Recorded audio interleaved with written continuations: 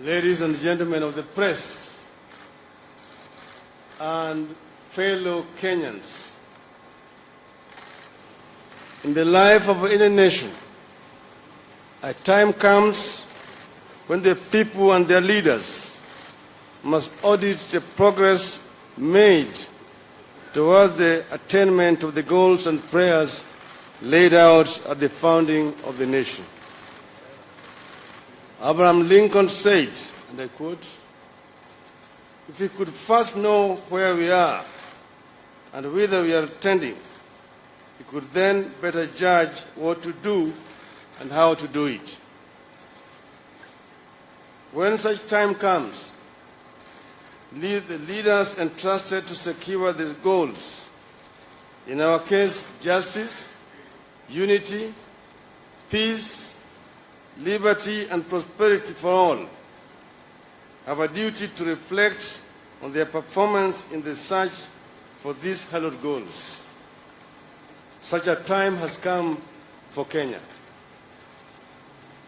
54 years into independence, we are challenged to audit our progress towards the ideal for which our fathers fought to establish a free and independent country, and for which many of our compatriots died. We, the leaders, are equally summoned to reflect on our performance toward the achievement of our nation's aspirations. This audit and introspection has been a long time coming. Throughout our independence history, we have had doubts on how we have conducted our affairs in the face of growing divide along ethnic, religious, and political lines.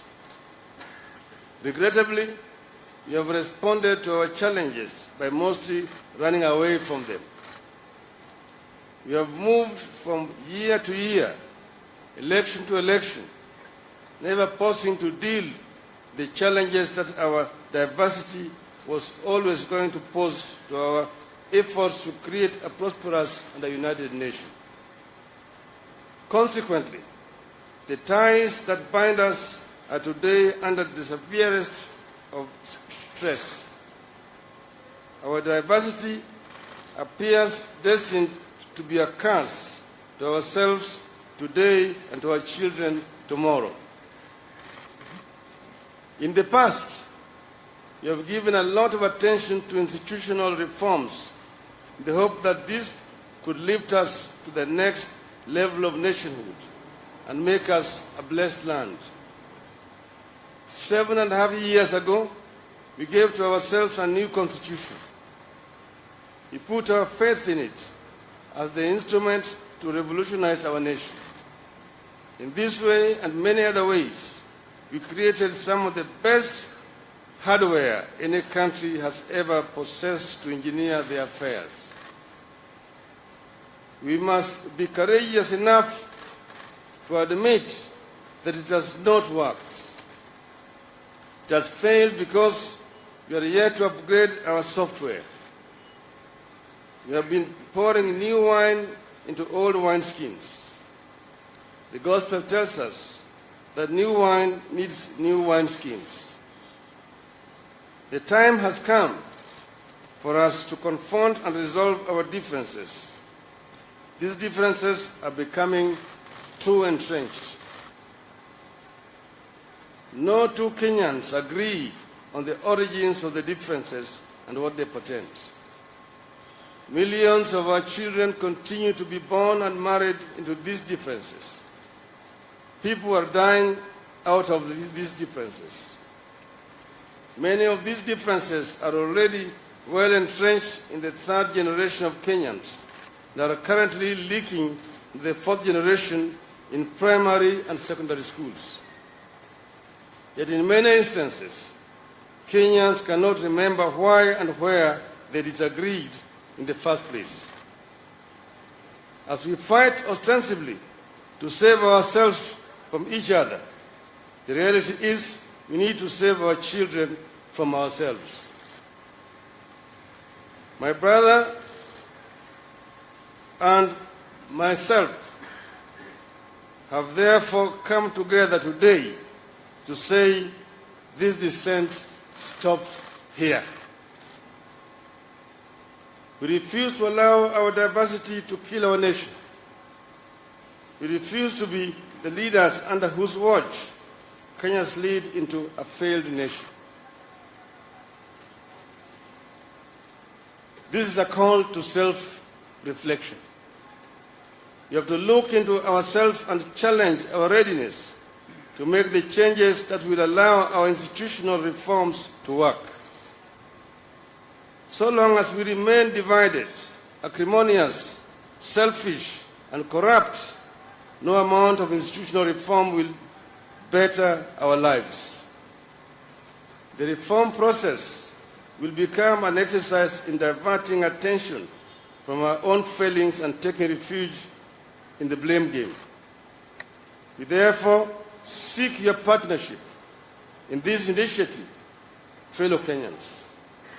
We are all sailing in this one ship. We must come together to scoop out the water that has been sipping, or we shall capsize.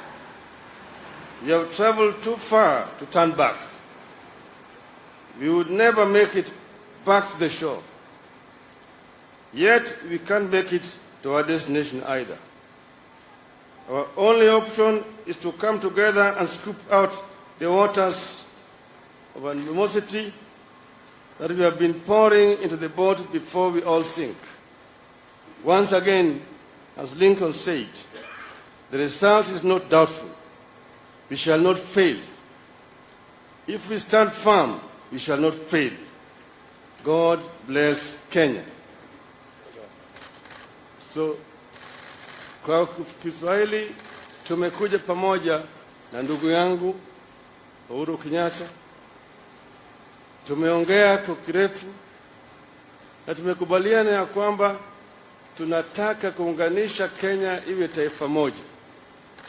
Na tumesema mgawanyiko ambayo imekuwako tangu uhuru mpaka leo itakwisha hapa na sisi. Na kutoka hapa tunataka kuunganisha taifa la Kenya ili tutembee pamoja kama watu moja.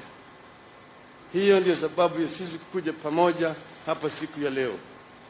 And we say that the divide ends here, beginning the process of building the bridge that binds Kenya together.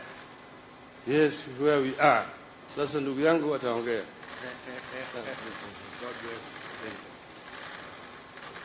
Good afternoon, everybody. First and foremost, I have taken great pleasure this morning in welcoming my brother Raila to Harambee House, where, as he has clearly indicated, we have had the opportunity for extensive discussions on matters Kenya. And we have come to a common understanding, an understanding that this country of Kenya is greater than any one individual. And that for this country to come together, leaders must come together. Leaders must be able to discuss their differences.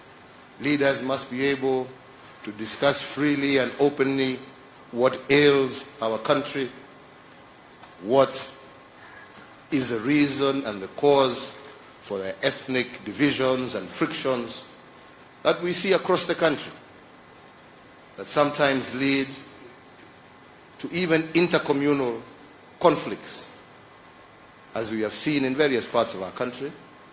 We have seen up in Wajir, as we have seen in the borders of West Pokot and Marakwet and many other places. So we have a responsibility as leaders to be able to come together to discuss these issues and to find solutions. Solutions that will bind our people together, that will unify our country, and that will give us a life cycle that is beyond the 5 years that we have established for ourselves. Elections come and go, but Kenya remains. So as we plan ourselves for the future, our future cannot be dictated by the forthcoming election. Our future must be dictated by the prosperity, stability of our nation and the well-being of our people. Democracy is not, as has often been said, an end in itself. It is just a process by which the will of the people is heard, but the national good, the national interest must always prevail over those elections. And this is what me and my brother have agreed, that starting today, we will begin a process of bringing our people together, that we will begin a process of discussing what ails us and what creates division amongst us. And we look forward to the support of every single leader.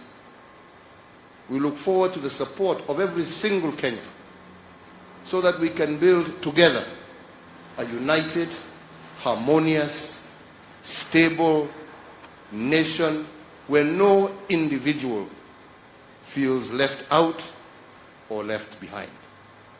So to me, this marks a new beginning for our country, a beginning in which we hope that we shall march together as Kenyans and that we can differ in terms of political alignment, but always remain steadfast and united in matters Kenya. So with those few and brief remarks, a more detailed statement will be given to all of you to be able to read and to understand, that formulates this new beginning that we seek to start. And we thank you for finding time to join us. And as my brother has said, we look forward to you to be our partners to create this new Kenya. Thank you, and God bless you.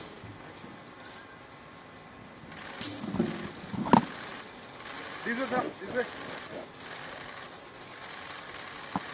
This way, sir.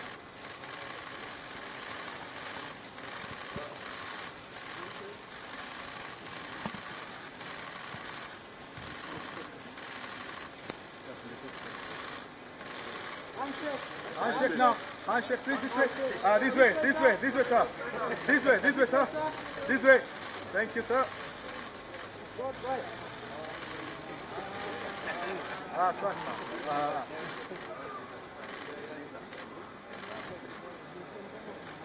Ye gari ja bulo.